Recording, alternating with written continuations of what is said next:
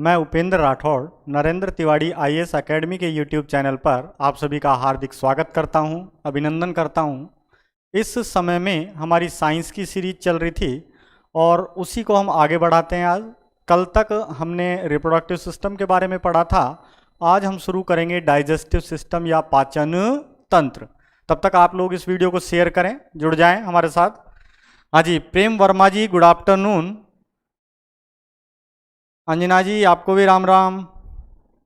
हाँ जी, सभी को गुड आफ्टरनून, राम राम। हाँ जी, एक बार ये बताएंगे वीडियो और ऑडियो सभी को सही मिल रहा है? उसके बाद हम आगे बढ़ेंगे। हम बात कर रहे थे, हाँ जी, अशोक कुमार प्रजापति जी राधे राधे, सभी को राधे राधे। वीडियो को शेयर करते रहें, शेयर करने में कंजूसी ना करें। शेयर करने में आप लोगों का कोई नुकसान नहीं है। इससे जो लोग इससे जुड़ेंगे उनको कुछ फ़ायदा मिल पाएगा, साथ साथ हमें भी फ़ायदा मिलेगा कि हमें मोटिवेशन मिलेगा, इससे थोड़ी सी प्रेरणा मिलती है। और इसके लिए ज़रूरी है आप इस वीडियो को ज़्यादा से ज़्यादा शेयर करें। हाँ जी, बहुत सारे लोग जुड़ चुके हैं, तो हम इसको शुरू कर देते हैं हमारी क्लास को। आज हम पढ़ेंगे पाचन तंत्र, डाइजेस्टिव सिस्टम के बारे में हम पढ़ेंगे। उससे पहले कुछ जनरल सी जानकारी दे देता हूं। जो लोग पहले से हमारे चैनल से जुड़े हुए हैं उनको पता है। जो आज पहली बार इस चैनल से जुड़ रहे हैं तो वो सबसे पहले हमारे YouTube चैनल को सब्सक्राइब करें और साथ साथ बेल आइकन को प्रेस कर दें, जिससे कि सबसे पहले हमारे नोटिफिकेशन आपको मिल पाएं। उसके अलावा अगर आपको कोई PDF नोट्स वगैरह जो प्रोवाइड कराए जाते हैं वो भी चाहिए, तो उसके लिए आपको हमारे टेलीग्राम चैनल से भी जुड़ना पड़ेगा। उसके बाद अगर लेटेस्ट सूचनाएं जल्दी से जल्दी प्राप्त करना चाहते हो तो उसके लिए हमारे फेसबुक पेज से जुड़ें और साथ ही साथ व्हाट्सएप ग्रुप से भी जुड़े रहें, जिस पे आपको टाइम टेबल वगैरह मिल जाता है। बहुत सारे बच्चों की समस्या थी टाइम टेबल की, तो आप हमारे व्हाट्सएप ग्रुप में चेक किया करें, वहाँ पे टाइम टेबल 24 घंटे पहले डल जाता है।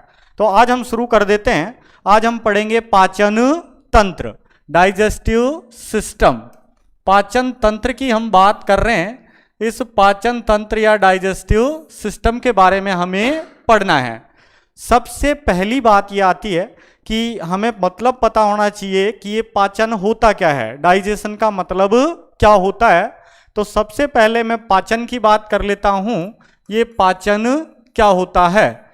अगर इस पाचन को या डाइजेशन को हम समझना चाहें तो जो भोजन या आहार हम लेते हैं उसके जटिल अणुओं को सरल अणुओं में तोड़ने की प्रक्रिया ही कहलाती है पाचन। वापस से एक बार रिवाइज कराता हूं आपको कि मैंने कहा जो भोजन के या आहार के जटिल अणु हैं उनको सरल अणुओं में तोड़ने की प्रक्रिया ही कहलाती है पाचन या डाइजेशन। अगर हम इसकी बात करें तो डेफिनेशन लिख लेते हैं। भोजन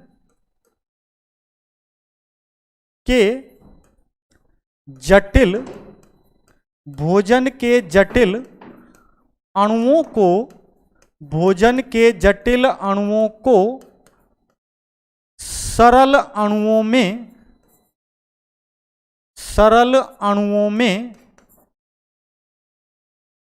सरल अणुओं में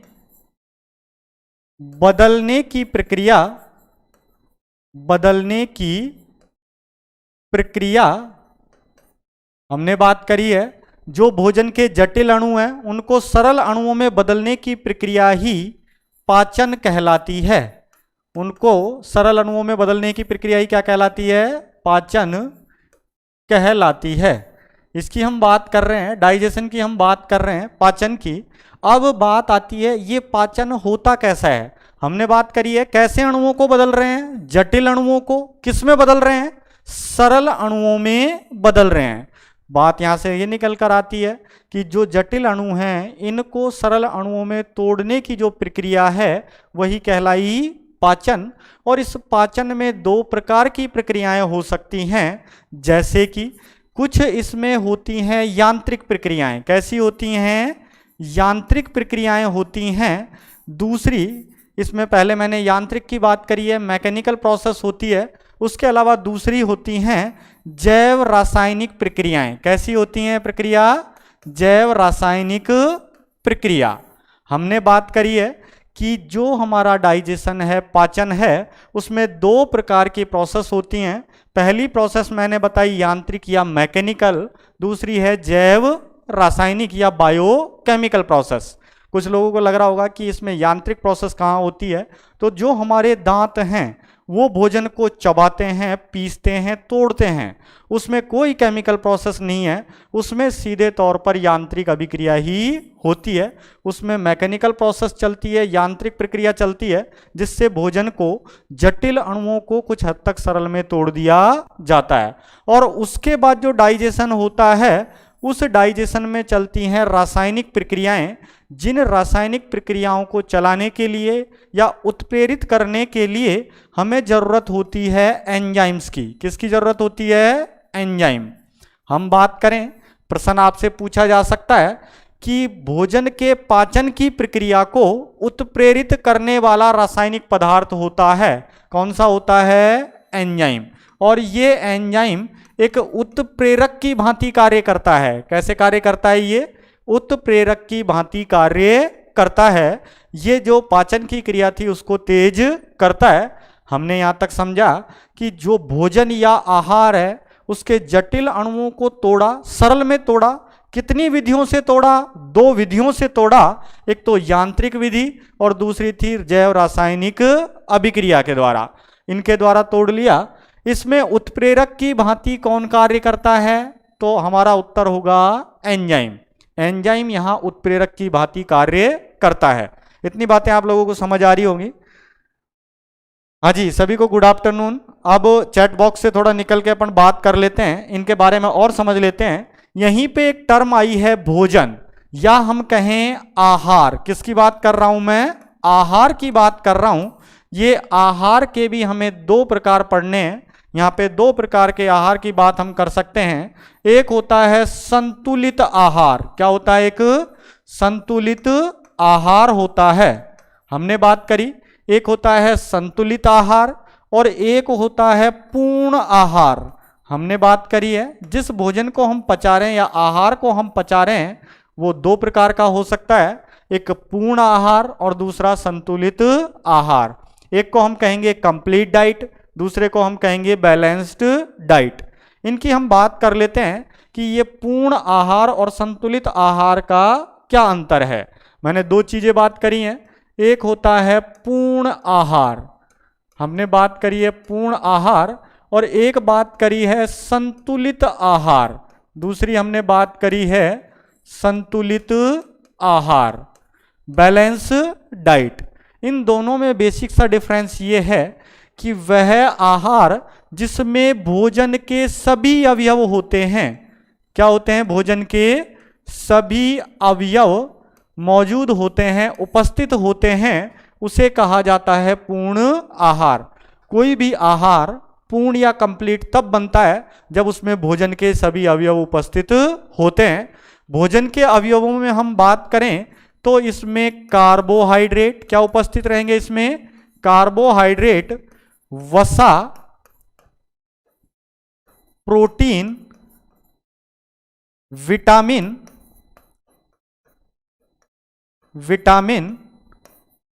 खनिज लवण,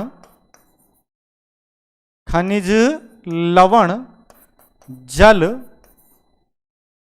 व रेसे, ये सभी अवयव जिसमें उपस्थित रहते हैं उस आहार को हम कहते हैं संतुलित आहार, पूर्ण आहार।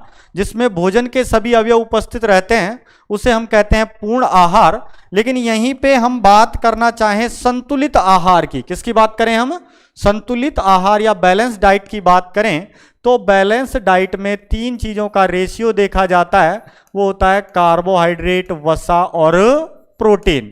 इन तीनों का एक फिक्स अनुपात होना चाहिए। इसमें कार्बोहाइड्रेट और वसा का अनुपात 4:1:1। यदि कार्बोहाइड्रेट, वसा और प्रोटीन 4:1:1 के अनुपात में होते हैं तो वह आहार कहलाता है संतुलित आहार या बैलेंस्ड डाइट कहलाती है। इसमें हम बात करें कि ये जो कार्बोहाइड्रेट होते हैं यदि इन्हें लगातार हम तोड़ते जाएं तो इनसे प्राप्त होता है ग्लूकोज। क्या प्राप्त होता है इनसे? ग्लूकोज। तो अगर यहाँ से बात करना चाहें, बहुत सारे ग्लूकोज मिलें तो उनके मिलने से क्या बनेगा? कार्बोहाइड्रेट। ऐसे ही हम बात करें इस वसा की, ये वसा जो होती है ये दो चीज़ों से मिलकर बनी होती है। इसमें ग्लिसरॉल होता है और ग्लिसरॉल के साथ होते हैं इसमें वसीय अम्ल। क्या पाए जाते हैं इसमें? वसीय अम्ल पाए जाते हैं। इसी तरह से यदि हम प्रोटीन की बात करें तो जो प्रोटीन होता है वह एमिनो अम्लों से मिलकर बना होता है। किससे मिलकर बना होता है? एमिनो अम्लों से मिलकर बना होता है। इसकी बात हम इसलिए कर रहे हैं क्योंकि हमें समझना है यदि हमारे भोजन में या आहार में कार्बोहाइड्रेट हैं, क्या हैं? कार्बोहाइड्रेट, और उनका हम पाचन करना चाहें तो तोड़कर सरल अणु बनाएंगे और वह सरल अणु क्या कहलाएगा? ग्लूकोज। क्या कहलाएगा वो? ग्लूकोज। इसी तरह वसा का यदि पाचन करें, फैट का हम पाचन करते हैं तो उससे प्राप्त होता है ग्लिसरॉल और वसीय अम्ल।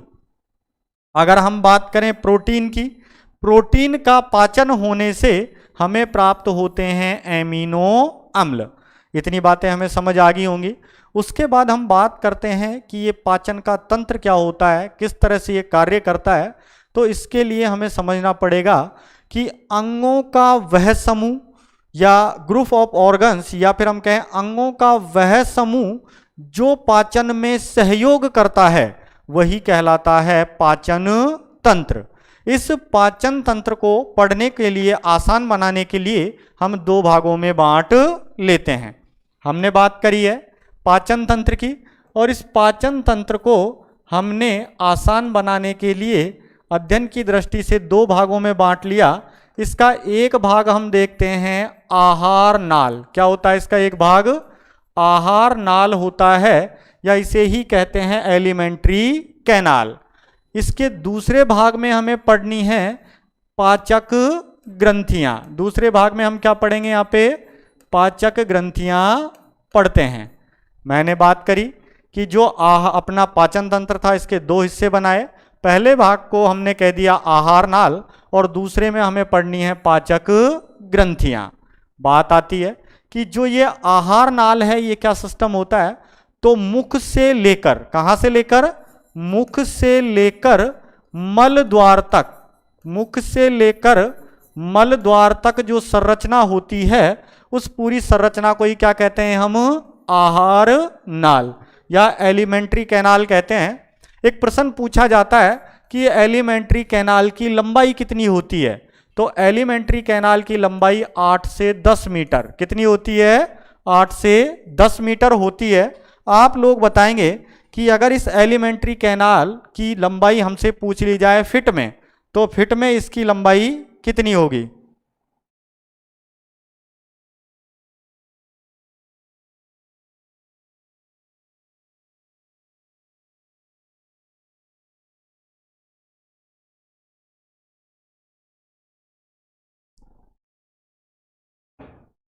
हाँ जी, चैट बॉक्स में कोई आपत्तिजनक बात ना करें।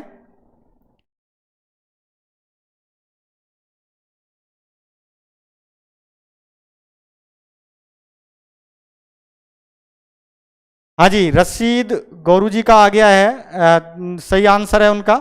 इसकी लंबाई जो होती है अगर मीटर में पूछे तो 8 से 10 मीटर होती है, परंतु यदि ये पूछ ली जाए फिट में तो ये लगभग 32 फीट के आसपास होती है। इतनी बात हमने कर ली। उसके बाद हम इस आहार नाल को आगे बांटना शुरू करते हैं, और इस आहार नाल में सबसे पहला जो भाग होता है उसे कहा जाता है मुख गुहा। क्या कहा जाता है उसे?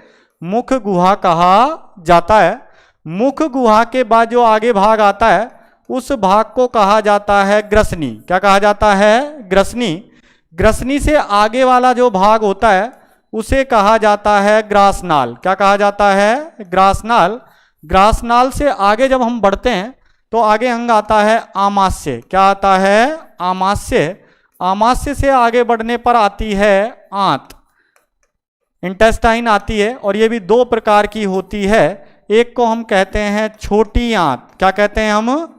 छोटी आंत कहते हैं। दूसरी को हम कहते हैं बड़ी आंत। क्या कहते हैं हम? बड़ी आंत कहते हैं। इतना हमें पढ़ना होगा।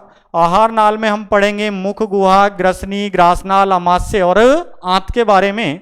उसके बाद कुछ पाचक ग्रंथियां हमें पढ़नी है। उनमें से पहली हम पढ़ेंगे लार ग्रंथि। क्या पढ़ेंगे हम? लार ग्रंथि।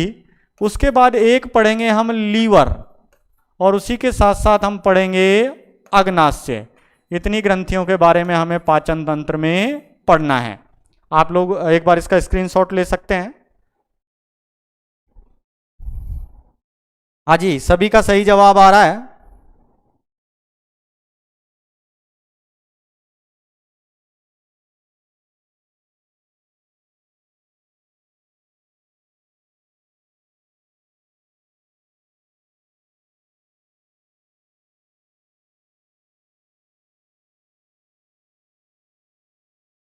हाँ जी, और आप लोग इस चैट बॉक्स से ज्यादा पढ़ने में ध्यान लगाया करें।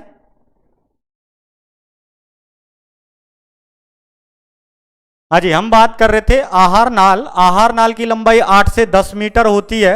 साथ साथ अगर फिट में पूछे तो 32 फीट होती है। आहार नाल जो होती है वो मुख गुहा से लेकर मलद्वार तक पाई जाती है। इसका पहला जो पार्ट है वो कहलाता है मुख गुहा, दूसरा ग्रसनी, उसके बाद ग्रासनाल, अमाशय और आंत। आंत भी दो प्रकार की है, एक है छोटी आंत और दूसरी है बड़ी आंत। इसमें 3 प्रकार की ग्रंथियां हमें पढ़नी है। एक हमें पढ़नी है लार ग्रंथि, दूसरा पढ़ना है लीवर और तीसरा अग्नाशय। इतनी बातें हमें पढ़नी है। इसको थोड़ा सा डायग्राम से हम देखते हैं कि किस प्रकार से ये अंग पाए जाते हैं। हम एक बार डायग्राम पे फोकस करेंगे। आपको यहां से दिख रहा होगा कि जो सबसे पहला ये वाला भाग है, इस भाग को कहा जाता है मुख गुहा। क्या कहा जाता है इसे? मुख गुहा कहा जाता है, या इसी को हम कहते हैं माउथ कैविटी। क्या कहते हैं इसे? माउथ कैविटी कहा जाता है। ये मुख गुहा होती है। इस मुख गुहा के बाद इस मुख गुहा में हमें 2 संरचनाएं पढ़नी है। इस मुख गुहा में एक संरचना पाई जाती है दांत। क्या पाए जाते हैं इसमें? दांत। और दूसरी पाई जाती है जिह्वा या टंग। इसकी हम बात करेंगे। उसके बाद यहाँ पे ये पाई जाती हैं लार ग्रंथियां। आप देख पा रहे होंगे, एक लार ग्रंथि ये है, एक लार ग्रंथि ये और एक ये 3 हमारी लार ग्रंथियां हैं। उसके बाद एक कॉमन सा पैसेज आ जाता है, ये वाला देखो। इससे यहाँ से खाना आता है और यहाँ से आता है श्वास, और दोनों के लिए यहाँ तक ये कॉमन हिस्सा होता है। इस कॉमन भाग को कहा जाता है ग्रसनी। क्या कहा जाता है इसे? ग्रसनी कहा जाता है। हमने बात करी कि ऊपर से यहाँ से श्वास आ रहा है नाक से, और यहाँ से आता है खाना। दोनों के लिए एक कॉमन पैसेज है, और इस कॉमन पैसेज को यहाँ तक जो है इसे कहा जाता है ग्रसनी, या इसे ही कहा जाता है फेरिंग्स। क्या कहा जाता है इसे? फेरिंग्स कहा जाता है। हमसे पूछ लिया जाए कि आहार नाल का कौन सा भाग है जिसमें भोजन का बिल्कुल पाचन नहीं होता है, तो वह भाग होता है ग्रसनी। ग्रसनी वाले भाग में भोजन का पाचन नहीं होता है, क्योंकि ये दोनों के लिए कॉमन रहता है। इसी भाग से तो आता है श्वास। क्या आता है इससे? श्वास आता है, और इसी से भोजन भी आता है। हमने बात करी यहाँ पे हमारे दांत होंगे। दांतों ने भोजन को चबाया, पीसा, तोड़ा, और उसकी लुगदी बनाई जिह्वा ने, और जिह्वा इसको निगलने में सहायता करती है, और ये खाना आगे बढ़ जाता है, किस में पहुंच जाता है? ग्रसनी में। ग्रसनी में श्वास और भोजन दोनों के लिए पैसेज होता है, इसलिए इसको कॉमन भाग भी कहा जाता है। उसके बाद थोड़ा जब नीचे आते हैं तो हम यहाँ पे देखते हैं कि 2 नलियाँ अलग अलग बढ़ जाती हैं। एक नली जो पीछे वाली है, इस वाली नली को कहा जाता है ग्रासनाल। क्या कहा जाता है इसे? ग्रासनाल कहा जाता है। ग्रासनाल से आगे की तरफ एक नली और है, इसे कहा जाता है श्वासनाल। क्या कहा जाता है इसे? श्वासनाल या ट्रैकिया कहा जाता है। आप अपने गले में फील भी कर सकते हो। कभी यहाँ से टच करके देखना, किसी का गला दबा के भी मारना है तो सबसे पहले यहाँ से पकड़ा जाता है, क्योंकि ये सामने वाली जो नली है यही होती है श्वास नाल, और जब फांसी लगाई जाती है तो उस समय भी इसी नली को अवरुद्ध किया जाता है। इतनी बात होगी। अब यहाँ से दोनों के पैसेज अलग होते हैं। इधर आ गई श्वास नाल, और इधर आ जाती है ग्रासनाल। जो ये श्वासनाल होती है, इस श्वासनाल के ऊपर ये ढक्कन लगा हुआ है, इस ढक्कन को कहा जाता है एपिग्लोटिस। क्या कहा जाता है इसे? एपिग्लोटिस या घाटी ढक्कन कहा जाता है। इसका फंक्शन भी समझाएंगे आपको। जो खाने के पार्टिकल हैं वो हमेशा इस फूड पाइप में ग्रासनाल में जाने चाहिए, ना कि श्वासनाल में, और उनको श्वासनाल में जाने से रोकता है एपिग्लोटिस। इतनी बातें समझ आई। उसके बाद ये खाना पहुंचता है ग्रासनाल में, और ग्रासनाल से खाने को पहुंचा दिया जाता है इस चौड़े से भाग में जिसे कहा जाता है आमाशय। आमाशय में खाना लगभग 4 घंटे तक ठहरता है, और इसके बाद खाने को आगे बढ़ा दिया जाता है और ये पहुंच जाता है छोटी आंत। ये जो थी नलिका रूपी संरचना, इसे हम कहते हैं छोटी आंत। और उसके बाद जो ये बड़ी सी दिख रही है, इसे हम कहते हैं बड़ी आंत। क्या कहते हैं इसे हम? बड़ी आंत। इतना इनके बारे में सामान्य इंट्रोडक्शन हो गया। उसके बाद इसी डायग्राम से हम 2 चीज़ें सीख के चलते हैं जो बहुत इंटरेस्टिंग सी बातें हैं, जनरल में हमें काम आती हैं, बहुत जनरल लाइफ में। हम देखते हैं सामान्य जीवन में इनके कहाँ कहाँ क्या उपयोग हम करते हैं। जैसे कि हमने क्या करा, भोजन किया, भोजन के अणु सबसे पहले पहुंचेंगे मुख गुहा में। कहाँ पहुंचेंगे? वो मुख गुहा में पहुंचते हैं। सबसे पहले जो भोजन के अणु हैं वो पहुंचते हैं मुख गुहा में, और मुख गुहा में पाई जाती हैं 2 संरचनाएं, एक तो है दांत और दूसरी है जीभ। हमने बात करी दांत खाने को सबसे पहले काटेंगे, चबाएंगे, पीसते हैं, और उसका भोजन के साथ लुगदी बनाती है हमारी जीभ, और इस खाने को निगल लिया जाता है और ये खाना इस आगे वाले भाग में पहुंचता है, और इस भाग को हम कहते हैं ग्रसनी। क्या कहते हैं हम? ग्रसनी। अब इस ग्रसनी में भी 2 तरह की ओपनिंग है। एक ओपनिंग ऊपर की तरफ है और एक नीचे की तरफ है। एक ऊपर की तरफ जा रही है नलिका रूपी संरचना, और एक नीचे की तरफ। खाना हमेशा नीचे जाना चाहिए, ना कि ऊपर। अगर गलती से ऊपर खाना चला जाए नाक की तरफ तो बड़ी समस्याएं हो सकती हैं, और अगर ये खाने के पार्टिकल गलती से ऊपर मस्तिष्क की तरफ बढ़ते हैं तो व्यक्ति कोमा में भी जा सकता है। तो इससे बचने के लिए, इसी समस्या से बचने के लिए ये जो संरचना थी, इसी में यहाँ पे एक अंग पाया जाता है, और इस लटकी हुई सी संरचना को, कुछ इस तरह की संरचना रहती है, ऐसी संरचना रहती है, इस संरचना को कहा जाता है यूवुला, या इसी को कहा जाता है काकलक। क्या कहा जाता है इसको? काकलक कहा जाता है, कौवा कहा जाता है। आप में से कितने लोगों ने इस कौवे को बोलते हुए सुना है? ये बोलता नहीं है, फिर भी बहुत ज़्यादा इंपॉर्टेंट है हमारे लिए, क्योंकि जो खाने के कण हैं, उन खाने के कणों को सही दिशा में पहुंचाने का कार्य कौन करता है? यूवुला। लेकिन कई बार क्या होता है, इस यूवुला की लंबाई बढ़ जाती है। क्या हो जाती है? इसकी लंबाई बढ़ जाती है, और यदि इसकी लंबाई बढ़ जाए तो जब हम सांस छोड़ते हैं तो सांस के साथ ये उड़ता है, और उड़कर तालू से बार बार टक्कर करता है, और जब ये तालू से टक्कर करता है तो उससे खर खर की आवाज आती है, जिसे हम कहते हैं खर्राटे आना। क्या कहते हैं हम? खर्राटे आना, या स्नोरिंग की समस्या कहा जाता है। स्नोरिंग की समस्या कहा जाता है। जो लोगों को खर्राटे आते हैं वो किसकी वजह से आते हैं? इस यूवुला या काकलक की वजह से आते हैं, और इन खर्राटों का समाधान भी है। अगर इस यूवुला को, जो हमने यूवुला पढ़ा है, इसको काटकर वापस छोटा कर दिया जाए तो ये पैलेट से, तालू से टक्कर करना बंद कर देगा और खर्राटे आना बंद। आप लोग चैट बॉक्स में आके बताएंगे कितने लोग इस समस्या से पीड़ित है खर्राटे आने से।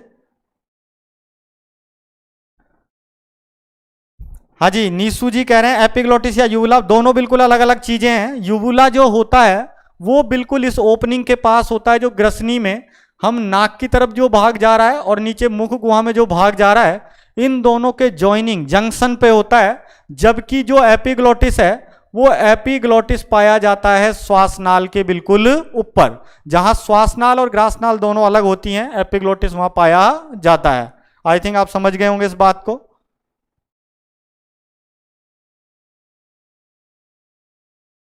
हाँ जी, अगर खर्राटे की समस्या नहीं है, बहुत अच्छी बात है, होनी भी नहीं चाहिए। उसके बाद बात आती है कि खाना हमारा पहुंच गया है, हमने खाने के कणों को पहुंचा दिया, काटा, चबाया, पीसा और पहुंचा दिया है ग्रसनी में। कहाँ पहुंचा दिया है? ग्रसनी में। अगर गलती से ग्रसनी में कोई खाने का कण अटका रह जाए, किस भाग में अटका रह गया है? ग्रसनी में। तो ये ग्रसनी में अटका रहेगा और नीचे अपने ग्रास नाल में नहीं जाएगा। अब यहां पे फंक्शन करना शुरू करता है आपका एपिग्लोटिस। कौन फंक्शन करता है? एपिग्लोटिस करता है।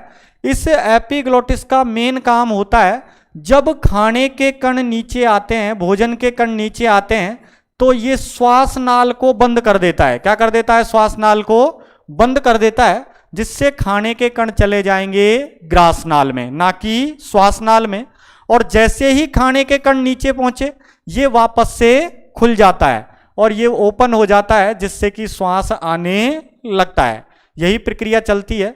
लेकिन एक दिन क्या हुआ, अचानक से हमने देखा एक खाने का कण ग्रसनी में अटक गया। कहाँ अटक गया है? खाने का कण ग्रसनी में अटक गया है। अब दिक्कत यह है, जैसे ही ग्रसनी में कोई पदार्थ पहुंचता है तो ये एपिग्लोटिस अपने आप को बंद कर लेता है, या फिर जो हमारी श्वास नाल थी उसको बंद कर देता है। लेकिन खाने का कण अभी भी अटका हुआ है, यहाँ पे वो नीचे नहीं आ रहा है। अब एपिग्लोटिस के साथ समस्या ये है कि ये खुद को अधिक समय तक बंद भी नहीं रख सकता, क्योंकि जब तक ये बंद रहेगा तब तक श्वास भी नहीं आएगा। लेकिन एक बार उसने खोल के देखा, हो सकता है वो खाने का कण चला गया हो नीचे। अब ये एपिग्लोटिस वापस से खुलता है और जैसे ही ये खुलेगा, इसे फिर से मैसेज मिलता है कि अभी वो खाने का कण नीचे नहीं गया है। और बार बार इसके साथ यही समस्या चलती रहती है। जब तक ये कण यहाँ अटका रहेगा, ये एपिग्लोटिस कभी बंद होगा, कभी खुलेगा, कभी बंद होगा, कभी खुलेगा। और बार बार जो ये खुलता और बंद होता है, इसके कारण जो समस्या आती है, इसे हम कहते हैं हिचकी आना। क्या कहते हैं इसे हम? हिचकी आना या हिकअप्स का आना। तो ये जो एपिग्लोटिस होता है, इसके वाइब्रेशन के कारण आती है हिचकी। ठीक है जी, हमसे पूछ लिया जाए हिचकी किस अंग के वाइब्रेशन के कारण आती है, किस अंग में फ्लिप फ्लॉप के कारण आती है, तो वो एपिग्लोटिस के खुलने और बंद होने के कारण आती है। यहीं पे एक चीज और समझा दूं आप लोगों को कि बहुत सारे लोगों को, बच्चों को बचपन में सिखाया जाता है कि खाना खाते समय बातचीत नहीं करनी चाहिए, लेकिन अपन बिल्कुल मानने वालों में से नहीं है। बहुत सारे लोग ऐसे भी हैं जिनकी आंखों के सामने मोबाइल रहता है, बातचीत चल रही होती है और साथ में खाना भी चल रहा होता है। ऐसी कंडीशन में क्या होता है, जब हम बोलने के लिए मुंह खोलते हैं तो इस एपिग्लोटिस को भी खुलना पड़ता है। और जब एपिग्लोटिस खुला है और हम खाना खा रहे हैं, तो उसके कण कई बार इसमें अंदर भी चले जाते हैं। लेकिन अगर ये कण फेफड़ों तक पहुंच गए तो ये हमारी मृत्यु का कारण बन सकते हैं। इससे बचाने के लिए हमारा मस्तिष्क कार्य करता है और मस्तिष्क तुरंत संकेत भेजता है डायफ्राम को।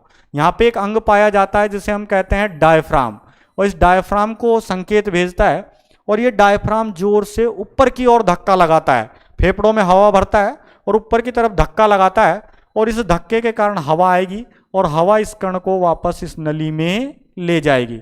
और ये अचानक से आप लोगों में से सबके साथ कभी ना कभी हुआ होगा कि अचानक से खाना खाते वक्त हमें जोर की खांसी आती है, या जिसे हम कहते हैं धांस लगना, या उसी को ठसका लगना भी कहा जाता है। ये प्रक्रिया तब होती है जब कोई खाने का कण इस श्वास नाल में प्रवेश कर जाता है। इतनी बातें सामान्य सी थी इसके बारे में, आप लोगों को समझ आई होंगी। उसके बाद हम थोड़ा सा और डिटेल में इसको पढ़ना शुरू करते हैं। सबसे पहले हम पढ़ेंगे मुख गुहा, और मुख गुहा में भी जो सबसे पहली संरचना हमने बात करी है वो है दांत। किसके बारे में बात करेंगे हम? दांतों के बारे में बात करेंगे। हाँ जी, आप लोग चैट बॉक्स में आके बता सकते हैं समझ आ रही है नहीं आ रही है बातें।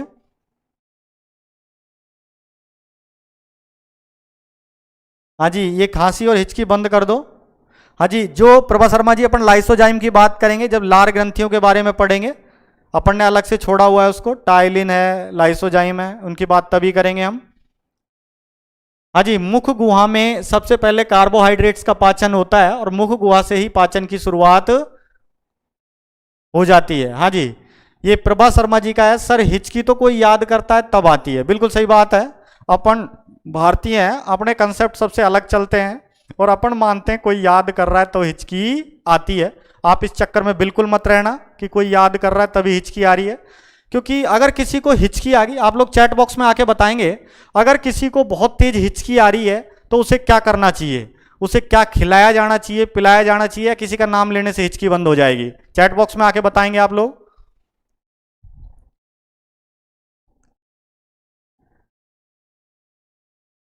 हाँ जी, किसी को हिचकी आ रही है तो उसे क्या खिलाना चाहिए, क्या पिलाना चाहिए, इस हिचकी का क्या इलाज किया जा सकता है, हम लोग ये चीज पूछना चाह रहे हैं। हाँ जी,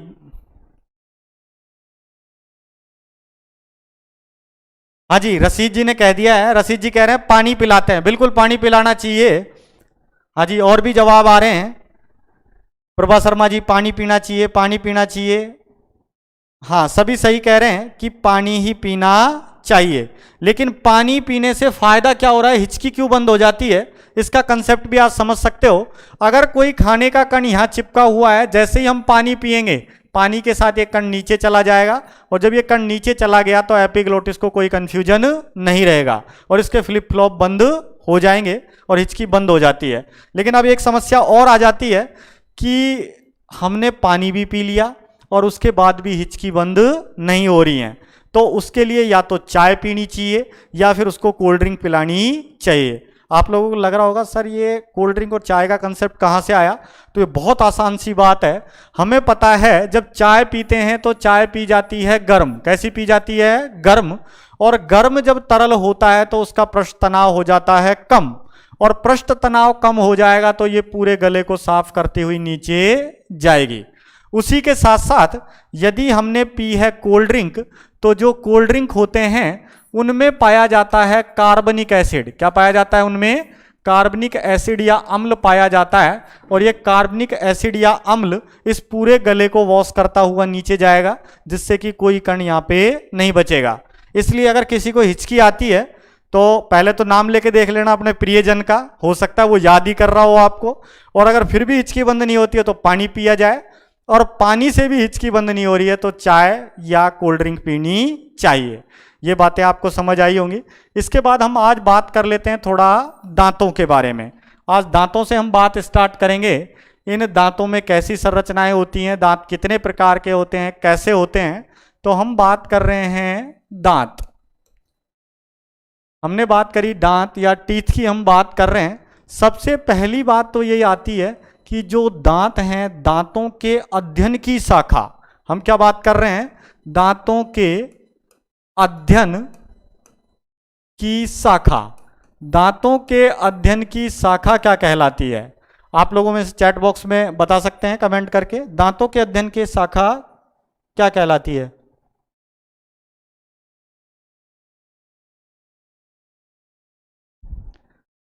हाँ जी, रशीद जी कह रहे हैं टेंशन में भी हिचकी आती है, टेंशन लिया मत करो तुम, है ना, दिया करो किसी को हो सके तो। टेंशन लेनी नहीं चाहिए, टेंशन लेने से तुम्हें पता है लोग सुसाइड तक का कदम उठा लेते हैं, तो इसलिए टेंशन लेनी ही नहीं है बिल्कुल भी हमें, है ना। हम सीधा बात कर लेते हैं दांतों के अध्ययन की शाखा, आप लोग चैट बॉक्स में आके बताएंगे। हाँ जी, बिल्कुल सही जवाब आ गया कई लोगों का। हम दांतों के अध्ययन की शाखा को कहते हैं ओडोंटोलॉजी, क्या कहा जाता है, ओडोंटोलॉजी। ओडोंटोलॉजी कहलाती है दांतों के अध्ययन की शाखा। उसके बाद बात आती है कि जो दांत होते हैं, ये दांतों में एक जीवित प्रकार की कोशिकाएं पाई जाती हैं, उन कोशिकाओं को कहा जाता है ओडोंटोब्लास्ट कोशिका, क्या कहा जाता है उन्हें, ओडोंटोब्लास्ट कोशिका, ओडोंटोब्लास्ट कोशिका कहा जाता है। इतनी बातें हमें दांतों के बारे में पता चली कि जो दांतों के अध्ययन की शाखा है वो क्या कहलाती है, ओडोंटोलॉजी, और दांतों में जो कोशिकाएं होती हैं या इनका जीवित भाग होता है उसे कहा जाता है ओडोंटोब्लास्ट कोशिका। इतनी बातें समझ आई होंगी। उसके बाद बात आती है, हाँ रशीद जी कह रहे हैं पूछ रहा हूं, सुसाइड नहीं कर रहा हूं, नहीं मैं करने भी नहीं दूंगा, और अगर करने का कभी विचार हो तो एक बार कॉल जरूर कर लेना, बात करेंगे अपन इस बारे में, और मरने से पहले बात जरूर एक बार, क्योंकि ये मरना किसी भी समस्या का कोई समाधान नहीं है, इस तरह की बातें ही नहीं करनी है हमें, हमेशा पॉजिटिव सोचो। क्योंकि मैं एक बार कमेंट बॉक्स में ये भी देखना चाहता हूँ इन फ्यूचर कि रशीद जी का सिलेक्शन यहाँ हो गया है, तो मैं सिलेक्शन वाली न्यूज़ सुनने तक तो अभी कुछ नहीं चाहता ऐसा, तो आप बने रहें। हम बात कर रहे हैं कि जो दांत होते हैं, दांत होते हैं दो प्रकार के, दांतों को हमने दो भागों में बांट दिया, एक होते हैं स्थायी दांत और एक होते हैं अस्थायी दांत। दांत दो प्रकार के कर दिए, स्थायी और अस्थायी दांत। हमने बात करी कि जो अस्थायी दांत होते हैं उन अस्थायी दांतों को ही कहा जाता है दूध के दांत। क्या कहा जाता है? उन्हें दूध के दांत कहा जाता है। और बच्चों में जो दांत पाए जाते हैं वही कहलाते हैं दूध के दांत। बच्चों में जो दांत पाए जाते हैं वो कहलाते हैं दूध के दांत, और इनकी संख्या होती है 20। कितनी होती है दूध के दांतों की संख्या? 20। अब आप लोग चैट बॉक्स में आके बताएंगे कि टोटल दांत कितने होते हैं, एक मनुष्य के टोटल दांत कितने होते हैं? हाँ जी, चैट बॉक्स में आके जल्दी जल्दी बताएं।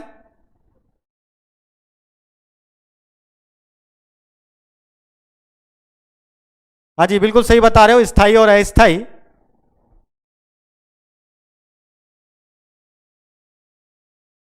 स्थायी और अस्थायी दांतों की हम बात कर रहे हैं। बच्चों में पाए जाते हैं वो दांत कहलाते हैं अस्थायी, और उनकी संख्या होती है 20। और ये दांत जीवन में 2 बार आते हैं। एक बार बच्चे थे तब आ गए, फिर टूट के 2 बार दोबारा आए हैं ये। तो मनुष्य के दांत 2 बार आते हैं, इसलिए मनुष्य को कहा जाता है द्विबार दंती प्राणी। क्या कहा जाता है इसको? द्विबार दंती प्राणी कहा जाता है। मनुष्य के दांत कितनी बार आते हैं? 2 बार, इसलिए मनुष्य को कहा जाता है द्विबार दंती। हाँ, सभी का सही जवाब है, 32 दांत होते हैं। पर मेरे विद्वान साथियों, एक बार ये बताओ तुम में से कितने लोगों के 32 दांत हैं? अगर 32 तो अभी कह रहे हो मनुष्य के 32 दांत होते हैं और तुम में से बहुत कम के 32 दांत हैं, इसका मतलब सभी मनुष्य नहीं है। तो आप लोग बताएं, क्योंकि आजकल सामान्य तौर पर दांतों की संख्या रहती है 28। हम सभी मनुष्य हैं, लेकिन दांत कितने रह गए हमारे? 28। कितनी बार आते हैं दांत? जीवन में 2 बार आते हैं, इसलिए मनुष्य को कहा जाता है द्विबार दंती प्राणी। क्या कहा जाता है? मनुष्य को द्विबार दंती प्राणी कहा जाता है। पर इस चक्कर में मत रह जाना कि दांत 2 बार आ रहे हैं तो एक बार और आएंगे। ये एक बार हमारे साथ प्रक्रिया हो चुकी है, संभाल के रखें इस धरोहर को, क्योंकि अगर अब की बार ये कहीं तुड़वाए तो अगली बार ये नहीं आएंगे। इसलिए हमने कह दिया मनुष्य कैसा प्राणी है? द्विबार दंती प्राणी है। जो मनुष्य के दांत हैं, ये मनुष्य के दांत बिल्कुल ऊपर नहीं लगे होते। मनुष्य के दांत ये एक सॉकेट में या जबड़े में धसे रहते हैं। जबड़े का जो सॉकेट है उसमें धसे रहते हैं, इसलिए मनुष्य को कहा जाता है गर्त दंती प्राणी। क्या कहा जाता है? मनुष्य को गर्त दंती प्राणी कहा जाता है। उसी के साथ साथ मनुष्य के सारे दांत अलग अलग होते हैं, इसलिए मनुष्य को कहते हैं विषम दंती। कैसा कहते हैं? विषम दंती भी कहा जाता है। हम बात कर रहे हैं मनुष्य एक द्विबार दंती, विषम दंती और गर्त दंती प्राणी होता है। इतनी बातें आप लोगों को समझ आ गई होंगी। उसके बाद हम देखेंगे दांतों के प्रकार कि ये दांत कितने प्रकार के होते हैं। तो दांत होते हैं 4 प्रकार के। कार्य के आधार पर दांतों के प्रकार। कार्य के आधार पर दांतों के प्रकार।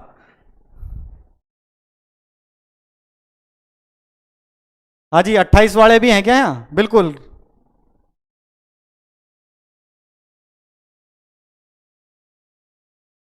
ये 34 वाला अपवाद है भाई, है ना?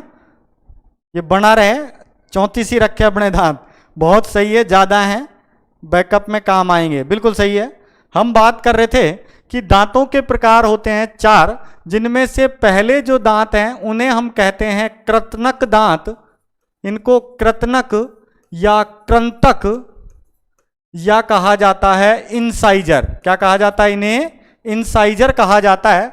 और ये दांत कुतरने का कार्य करते हैं। किसका कार्य करते हैं? ये कुतरने का कार्य करते हैं। इनके द्वारा कुतरने का कार्य किया जाता है। उसके बाद जो दूसरे दांत हैं उन्हें कहा जाता है रदनक। रदनक कहा जाता है, या रदनक को ही कहा जाता है केनाइन। क्या कहा जाता है? इन्हें केनाइन कहा जाता है। और ये कार्य करते हैं चीरने और फाड़ने का। क्या कार्य करते हैं? ये चीरने और फाड़ने का कार्य करते हैं। हमने बात करी कि हमें किसको चीरना फाड़ना पड़ रहा है, तो हमें किसी को नहीं चीरना फाड़ना है, क्योंकि हम शाकाहारी हैं। और मनुष्य तो सर्वाहारी प्राणियों में आता है, क्योंकि ये दांत मैक्सिमम पाए जाते हैं मांसाहारियों में। किस में पाए जाते हैं? ये मांसाहारी प्राणियों में पाए जाते हैं और हमारे अंदर भी ये दांत उपस्थित हैं। तो इससे प्रमाण मिलता है कि मनुष्य एक मांसाहारी प्राणी ही होना था। उसके साथ साथ हम बात करें कि जो हमारी आहार नाल है उसका भी आकार छोटा है और वो एक प्रमाण बनता है कि मनुष्य कैसा प्राणी होना था? मांसाहारी। लेकिन इसके बौद्धिक विकास की वजह से ये सर्वाहारी हो गया है और ये हर मौके पे जैसा जो मिलता है उसी को खा लेता है। इसके बाद तीसरे जो दांत हैं उन्हें कहा जाता है अग्रचवर्णक। क्या कहा जाता है इन्हें? अग्रचवर्णक या प्रीमोलर कहा जाता है। और जो चौथा प्रकार है उन्हें कहा जाता है चवर्णक। क्या कहा जाता है उन्हें? चवर्णक या मोलर कहा जाता है। और इन दोनों का ही काम होता है तोड़ना, पीसना व चबाना।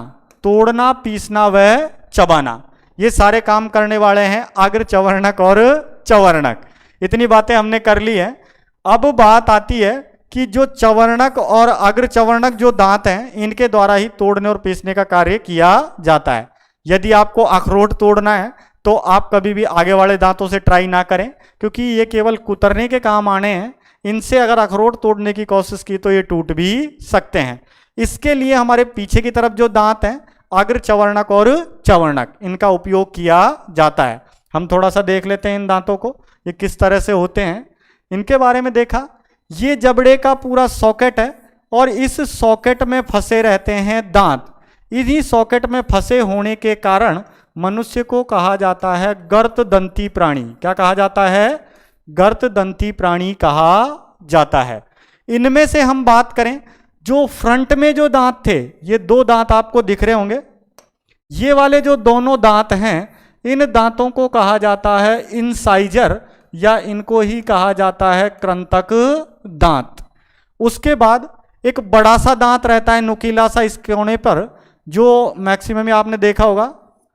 हाँ जी, बहुत सारे लोग देख के ये बता रहे होंगे कि कुत्ते में पाया जाता है, लेकिन अपनी अपनी सोच की बात है। शेर के भी ये दांत पाया जाता है ना। ये जो नुकीला सा दांत है इसे कहा जाता है रदनक। क्या कहा जाता है इसे? रदनक। इसके बाद हम बात करें, ये वाले जो दांत आ रहे हैं इन दोनों को हमने कह दिया प्रीमोलर या इनको कहते हैं अग्रचवर्णक। इनको अग्रचवर्णक कहा जाता है। और इसके बाद जो तीन ये बच गए, इन वाले दांतों को, बड़े बड़े चौड़े से दांत होते हैं, इनको कहा जाता है मोलर या इनको ही कहते हैं हम चयवर्णक दांत। इतनी बातें समझ आई? ये हमारे दांतों की प्रकृति थी, कौन सा दांत क्या काम करता है। हाँ जी, इनकी संख्या के लिए डेंटाइन फॉर्मूला हम पढ़ेंगे। पेशेंस बना के रखें, सारी चीज़ें समझ आएंगी। और काफ़ी समय ले लिया है हमने। अगली क्लास होगी आपकी मैथ्स की, तो बने रहें हमारे चैनल के साथ। और इस वीडियो को शेयर भी किया करें आप लोग, क्योंकि जो हमारा एक अच्छा कार्यक्रम चल रहा था ये आप लोगों के लिए ही है, आप लोगों के फ़ायदे के लिए है। तो जब तक इसको शेयर नहीं करोगे ज़्यादा से ज़्यादा लोगों को इसका फ़ायदा नहीं मिल पाएगा। तो ज़्यादा से ज़्यादा लाइव रहें। आज के लिए इतना ही। जय हिंद।